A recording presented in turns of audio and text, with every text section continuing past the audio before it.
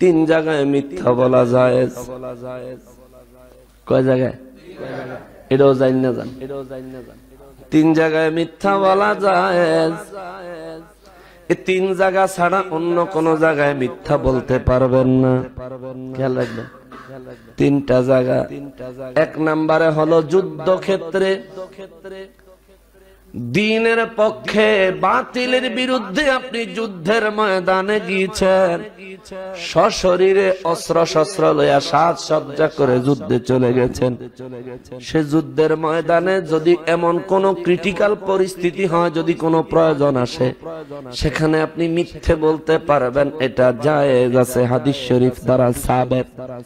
দ্বিতীয় নম্বর, দুই ব্যক্তি ঝগড়া লাগছে, একজন আর একজনের উপর জুলুম করছে, সত্য কথাটা বাহির করার জন্য বিচারক হিসেবে সেখানে আপনি একটা মিথ্যা কথা বলতে পারবেন, সত্যটা বাহির করার জন্য। উকিলেরা যেটা করে দেখবেন কোর্টে অনেক সময়, যারা কোর্টে গিয়েছেন তারা দেখছেন, যারা বিচারক বা সামাজিক বিচার দেখছেন তারাও বলতে পারবেন। দেখবেন ওনারা সত্যি কথাটা বাইর করার জন্য তার এমন একটা পয়েন্টে একটা মিথ্যা অপবাদ তার উপরে দিব, হ্যাঁ নিজের থেকে গড় গড়াইয়া সত্যি কথা সব করে দিব।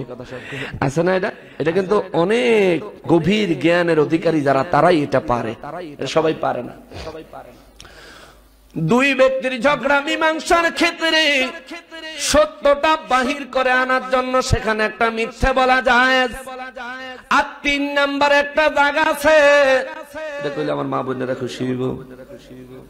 মা বোনেরা খুশি হইতো না? খুশি হইবে না আপনারা? আমার মা বোনেরা কইবে, এই হুজুরে এতদিন কইছিলাম আঙ্গো মাহফিল আন, কালকাতে কমো হুজুরের বাদ দে, হুজুর খালি বদ বুদ্ধি শিখাইয়া দেয়। তিন নম্বরে হলো বিবির কাছে মিথ্যা বলা যায়। সুবহানাল্লাহ। বিবির কাছে, বিবির লগে মিথ্যা সবসময় কইতে পারবেন, বিবির সাথে সবসময় কইতে পারেন। কারণ বিবিরা, ওনারা মহিলা তো এমনিতে একটু সন্দেহ প্রবণ হয় বেশি, ঠিক না? তারা সন্দেহ প্রবণ হয় বেশি।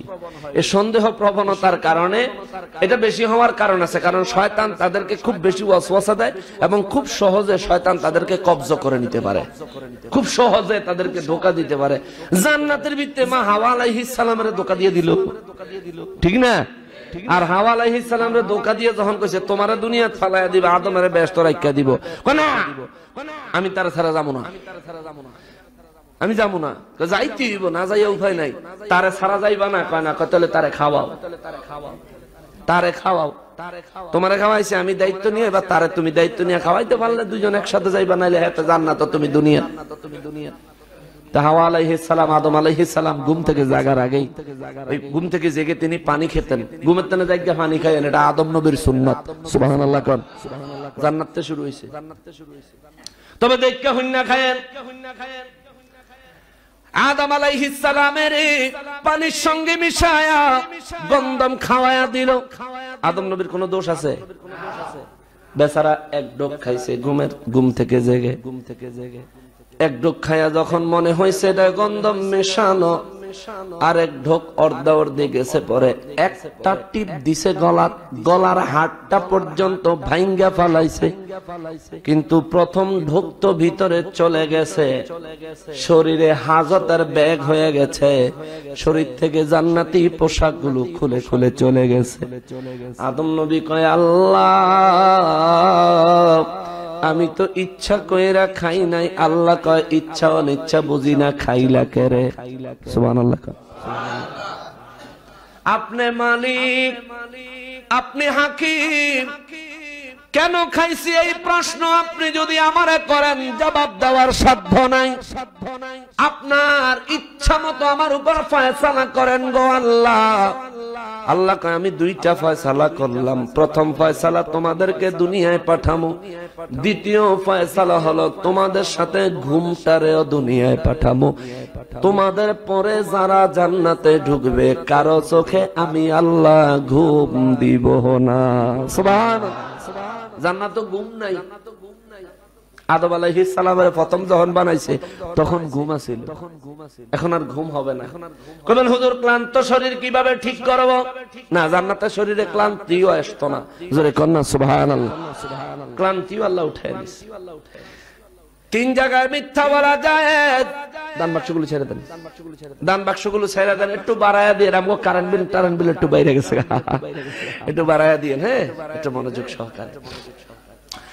1 নম্বরে যুদ্ধক্ষেত্রে, 2 নম্বরে 2 ব্যক্তির ঝগড়ার মীমাংসার সময় সত্য বাহির করে আনার ক্ষেত্রে, 3 নম্বরে বিবির কাছে মিথ্যে বলতে পারবেন রে বাবা। এই 3 জায়গা ছাড়া অন্য সমস্ত জায়গায় সত্যি কথা বলতে হবে, সত্য কথা বলতে হবে, সত্য কথা বলতে হবে। সত্যের কোনো বিকল্প নাই রে বাবা, সত্যের কোনো বিকল্প নাই। কমেন্ট বক্সে জানিয়ে দিন আপনার মতামত। ভিডিওটি ভালো লাগলে অবশ্যই একটি লাইক দিন এবং শেয়ার করুন। পরবর্তী আপডেটের জন্য চ্যানেলটি সাবস্ক্রাইব করে আমাদের সাথেই থাকুন। ধন্যবাদ।